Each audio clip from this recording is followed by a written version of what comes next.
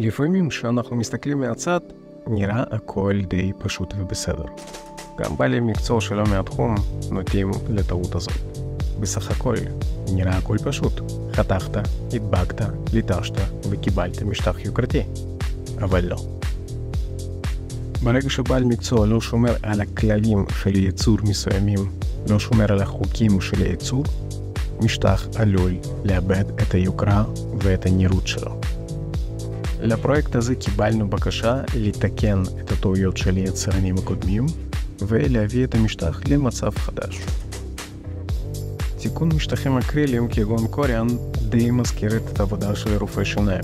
קודם כל צריך להוציא את החלק הפגום, להכין השתלה מדויקת מאוד לאותו פתק שנפתח, להדביק וכמובן לסיים בליטוש יפה.